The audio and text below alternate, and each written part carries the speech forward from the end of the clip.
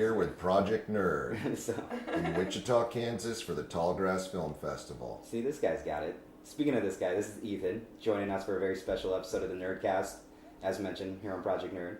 We also have another special guest, so I'm sorry, we'll introduce ourselves You're less. welcome. But no, thank you for having me. That's why I decided I was going to say, Okay. no, wait. We have another special guest named George. Hello. You might know him as the handsome anime reviewer from Project Nerd. He may have said like 10 words in a podcast that we've done previously, so Yeah. he's not new. That's true, he's been a guest before. And then, of course, you can hear Erin and myself, Iggy, for, like we said, another amazing, soothing, sensual episode Sensual. of the Nerdcast. No? And if you're not familiar with Ethan, that's because on the site he kind of goes under a different name, but he does help us out quite a bit on Project Nerd.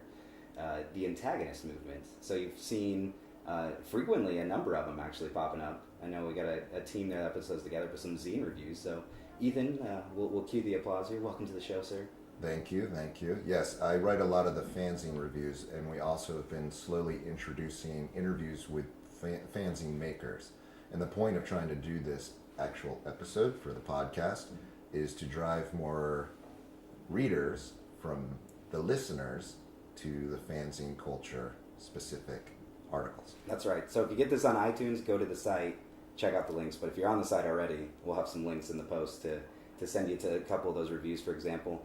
But it is, like you said, it's a growing, really entertainment field, and it's crazy because we've talked about it a little bit, but even, I believe it was Denver Comic-Con this summer, because we go to a number of the comic conventions, there was a zine, somebody in the exhibitor space had even set up a zine booth and was like, had zines, and there were some comic-related ones, but there were a whole bunch of them.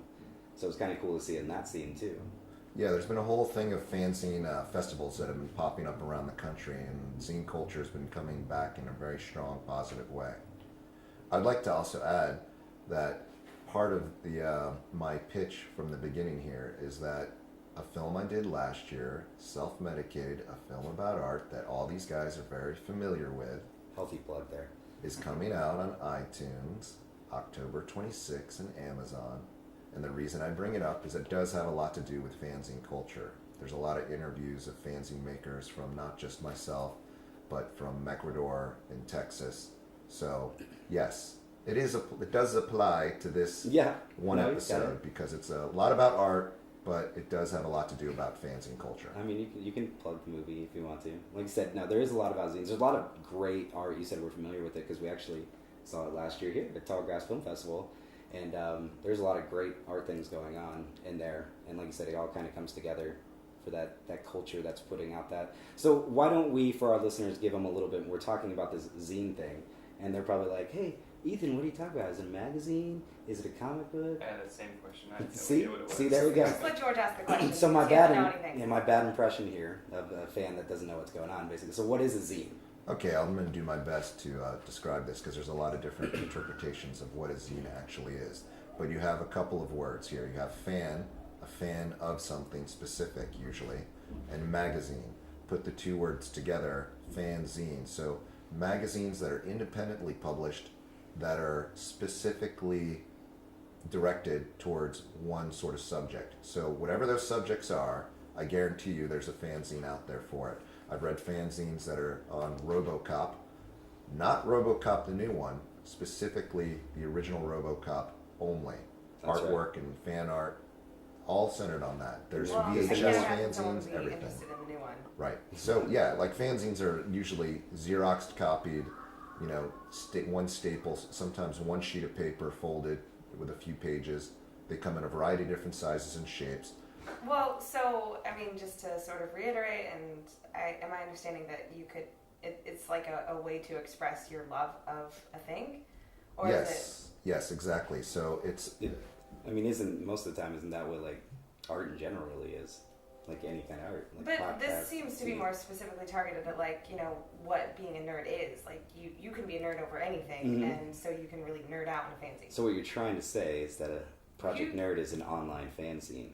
It is, in a lot of ways, it is. Oh, I see where you went. I was going to say no, but Ethan said it's okay. That's okay. Well, I mean, you can't, like, that's the thing in fanzine culture, you can't really bottle it into one sort of thing. But it's a lot of times, it could be just artwork, it could be interviews, it could be stories, it could be poetry, it could be anything. It could be one sheet of paper, it could be, you know, like 100 sheets of paper, it could be high-end printed. It could be just black and white mimeograph.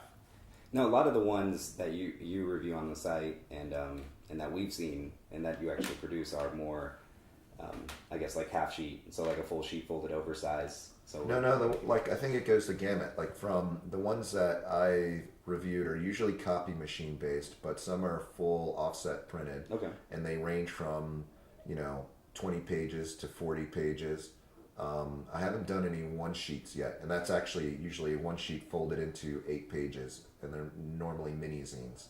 So I haven't done any of those yet, just because I haven't come across it. And my rule is that I want to, instead of having people send me zines, I prefer to come across them because that's part of the nature of fanzine culture. So It sounds very almost underground, like, oh, there's this fanzine out for this or that, and it's like you just kind of stumble across it.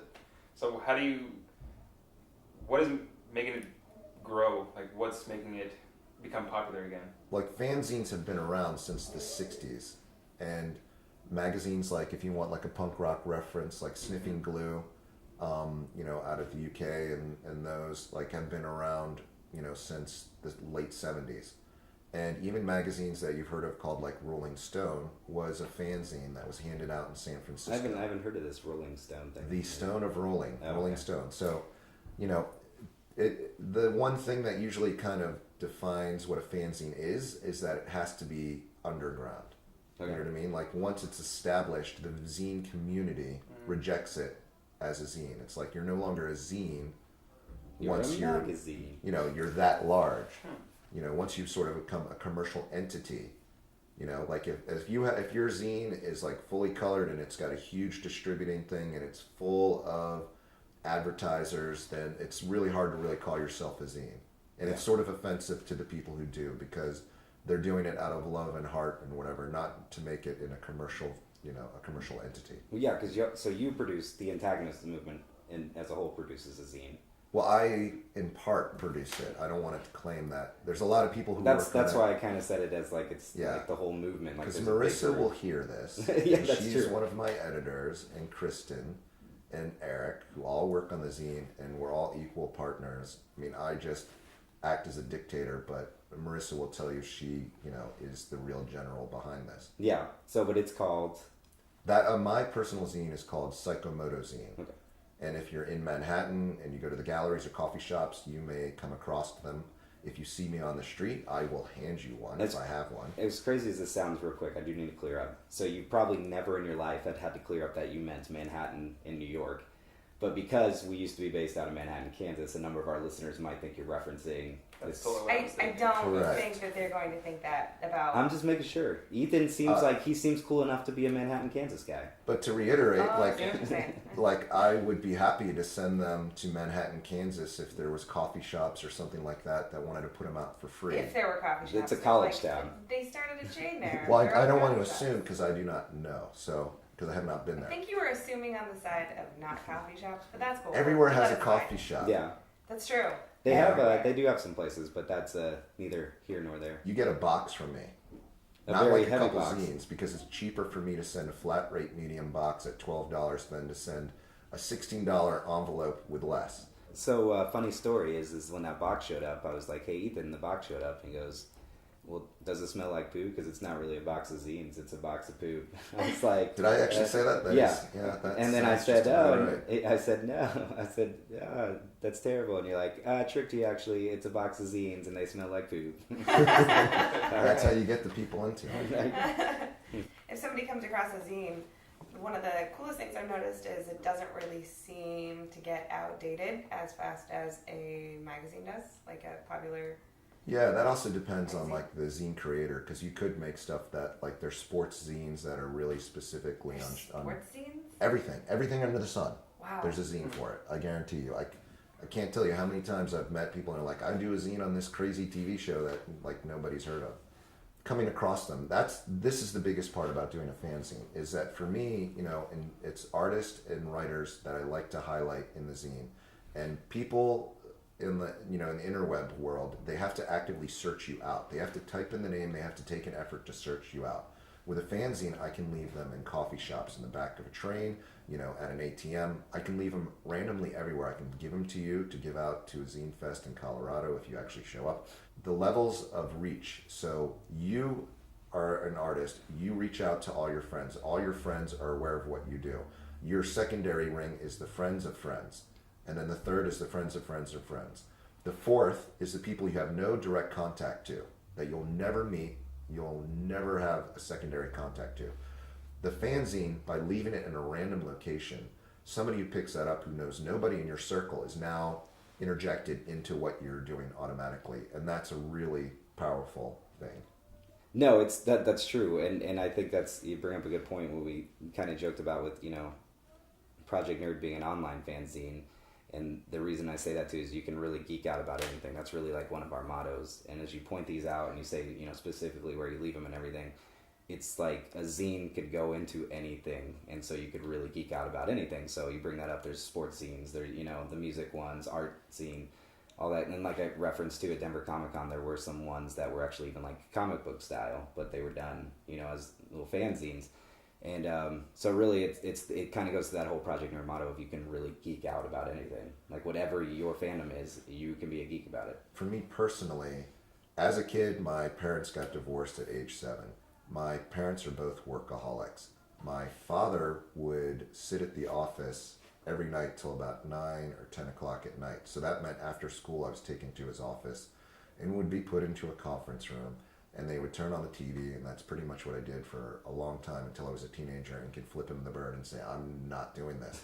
So in that, they would bring me a pad of paper. They would bring me pencils, staplers, and all of, glues and scissors and stuff that were legal pads, stuff in the office. Yeah. And I would make artwork. I would put them into little books. I would go over to the copy machine. I would make copies and make multiples. So at age 7, I was technically making zines, 8 and 9. And then I would bring them into little school. Zine entrepreneur here. I would bring them into school, and on the school bus or whatever, I'd give them out to my friends. And then it sort of built this thing of like they would ask for the next issue, and that sort of got me more involved into it. And because I'm also somebody who, with a background of dyslexia, and told I could never write, I would never be a writer, and always pushed away from the concept of publishing in general, that the fanzine was that door into that. So for doing books and all that kind of thing, I would never do that if I hadn't been doing fanzines before that. So if you are somebody who's out there and you feel alone, and then you feel isolated, but you are really into something, you could start creating a fanzine and building your own community from that. It's a starting point to take somebody who's in a solitary existence and make them into a social butterfly in a way.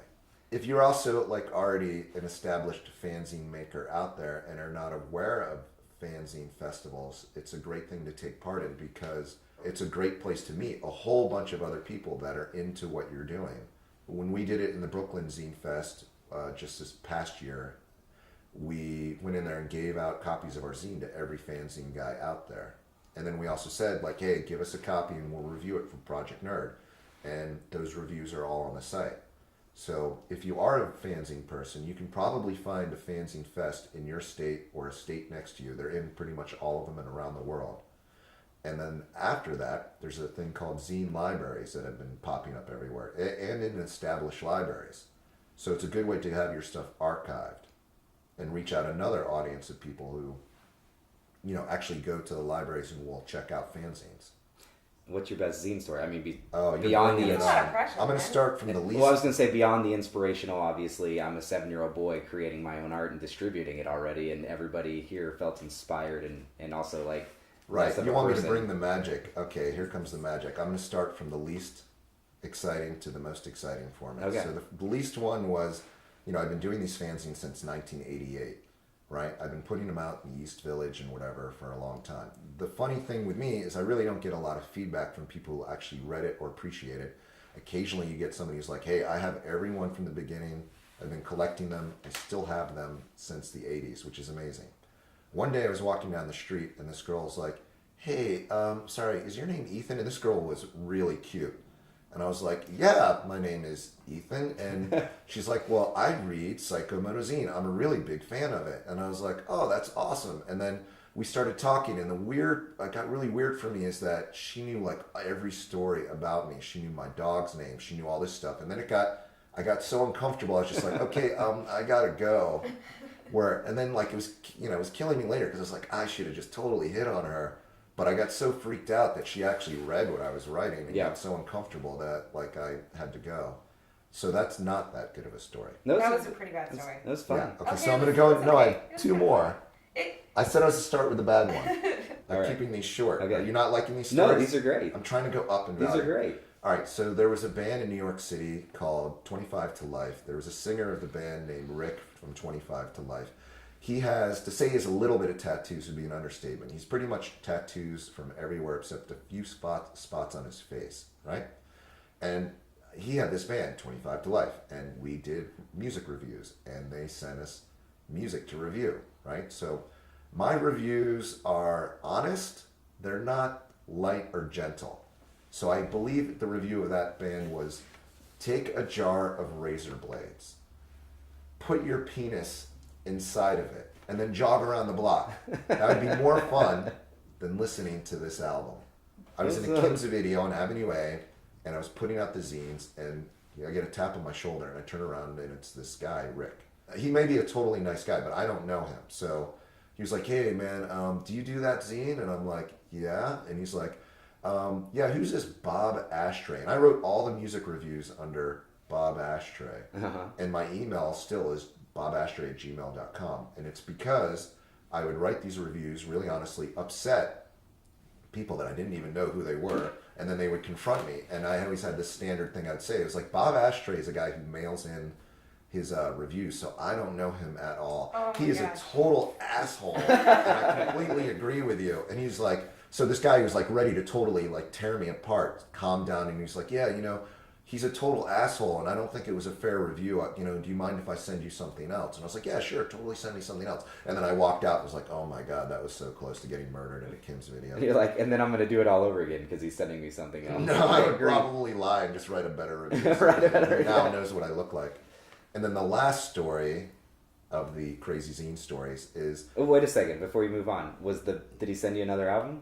No, actually he did not. I don't remember that. I think he had some trouble and had to leave the city for a while after that. Oh, that guy. I don't want to get into that. That's like weird New York stuff. Okay, I didn't know. I thought the story was going to lead into it. Then he sent me another album with this other band, and it turns out it was the Beatles, and like, I was like, see, I didn't know if it was going to go... No, okay.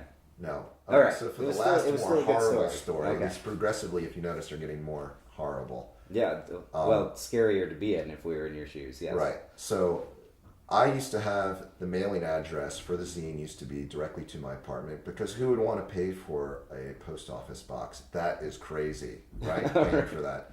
With fanzine culture, if you send a fanzine to a prison, it goes through the prison system until it vaporizes. Prisoners hand it to each other like it just gets passed around. So every prisoner would see the address. Right. Well, so there was Fact Sheet 5 and Maximum Rock and Roll and all of these zines that used to review zines, and I would put free for prisoners, so I would mail it. I'd have to, from the publishers, me, because that's the only way a lot of zines would get into the prison system. And would get letters from prisoners all over the world. Like Poland, I got a letter from a punk rock kid who was basically like, what? You said Poland. Poland, the country. I'm familiar with it. The Germans invaded, so... My last name is very, very Polish. Right, so this is almost a Polish joke. Okay. So this kid was like, I'm the only punk rocker from a small town, and the skinheads beat me up every day, and I just wanted to be like, dude, why don't you shave your head or something? Like, maybe don't be the only punk rocker if everybody's beating you up. I know that's not the right thing to say. We got prisoners who were explaining what a Fifi bag is, which is you take your mattress, you insert a hole, you take a sandwich bag, fill it with Vaseline, and you have sex with your mattress. I started receiving letters from a gentleman named John Wayne Gacy. He's notably known as a serial killer who killed, I think, 32 people, buried them under his house. Holy shit. Right? This guy sent you a letter? He sent me a few letters. They were all generated about trying to get interest in his fan club, and his fan club is how he sold paintings that he did of clowns. So he was just like, hey, why don't you, write something in your zine? And I was like, morally against it because he did this thing of like basically taking these young men, having sex with them, killing them, and then telling the families that they were male prostitutes when they were really being lured in for work. Mm-hmm. So I really didn't like his whole sort of thing. Even, in addition to he was killing people. Yeah, I mean, so it just was wasn't. that horrible He person. killed people and then afterwards, totally tried to upset and harm the families too. So I wasn't going to publish this stuff. My roommates at that point were like, "Hey, do you mind never putting our address on the zine because we have serial killers writing you letters?" Yeah. Right. Wow. So I then had to get a post office box. Did they? Well, And again, this is also why in Project Nerd, I never put my address for people mailing me zines. I just don't want to get into that. no, game. you stick to the email. Yeah. Well, I don't even do that. If they Okay. contact you and you're like excited about it, then I would. No, take it. is that But right? generally, I'll just find the zines myself. I don't mind paying for them. That's We like the worst thing ever. So when you got this P.O. letter, box is the worst thing ever? No. I want to hear more about John Wayne Gacy because Well, the thing is also, I had that letter on my fridge because I thought it was funny. And then years later, they execute him. And then people are like, every letter he wrote is worth like a ton of money now. And I'm like, I would have totally sold that letter and somebody had stole it off my fridge. Because who they would steal a letter from John Wayne Gacy? Like somebody I who In the wants East to like Village? show I Are you everybody. kidding me? feel In the like- East Village, that letter is prime, like, that's good quality product right there and in the today East people Village. could just take a picture of it. No, but I mean, like, the value Like, is actually having the letter that he Well, wrote. I mean, there were little obviously. clown faces and stuff on Oh, it, fucking weird. Sorry. He would dress up as a clown. He was, like, Yeah. known as, like, this clown guy. Yeah, So, that's horrible. Like the whole reason why everybody can look up John Wayne Gacy on their own, I suppose. But if I most got people the letter, probably I would realize the probably name. want to like burn it. Like I wouldn't care how much it would be worth. It would be I don't know. so disgusting. well, keep in mind, like, I would not publicize and help him in any way. I had no desire to Exactly. do that. I didn't write him back, and I had no interaction with him. So he was sending letters into a black hole, basically. Yeah. But yeah, I'm going to put it in my refrigerator because I'm also a Joe Coleman fan who's a serial killer artist. So, I mean, he's not a serial killer. He does a lot of art Oh. inspired by Oh. I'm like, he's Like- a cool guy, like but he No, kills he's a artists living or- artist. nobody's caught him yet. He's a It's- living artist now. He's a painter, and he's really in a performance Okay. artist. Where's the craziest place or most unique place you've ever left a zine? 'Cause you said you just kind of leave Oh. around town and We have, because, we've been doing this so long, we have a lot of people that work with our thing. They'll take the zine, like, pretty much everywhere. So we've had zines delivered into Cuba, before this whole thing. We've had them in all over, small ones like in Africa, in every country you can possibly imagine. I think we even had some that were, we definitely had them in China, and maybe one or two snuck into North Korea. wow. And it's it's in the prison systems, or it was. I don't think it is now because I don't do that mailing thing anymore. Yeah. We have a fan page on Facebook for Psycho Moto Zine, and I highly recommend There you everybody go. go check it out right Good job. now. Good job. But on there, we're always asking people to, take photos of themselves, with their face in the cover of the zine. So sometimes you'll see, if you go through it, you'll see a bunch of people, and you guys are on there too. Project Nerd, we just posted a picture of you guys holding the zine up from the other day. So it's it's a fun way to say remember like, that, oh, yeah. this is where this person is with the zine around the world, and this is the reader who's reading it. Back to your original question was, it's not so much places, it's like people were putting the fanzines Yeah. in the hands of. That is a lot of fun, and I'm really good about targeting people. I find in New York City, you could have the best flyer and put it down in a pile, and you come back tomorrow, nobody's picking up your flyer. But we put out fanzines, they get picked up and quickly.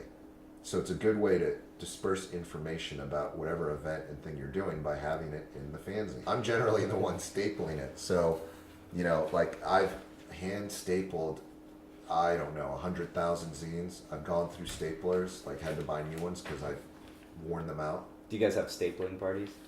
No, there's no. There's me and my daughter. My daughter will come over and help for like 3 zines, and then it's me just watching TV stapling zines. I'm like a pro at it at this point. You got to have special staplers. Saddle staplers is what you're looking for. The reason I know that he still is hands-on is because it's in his film Self Medicated that I watched.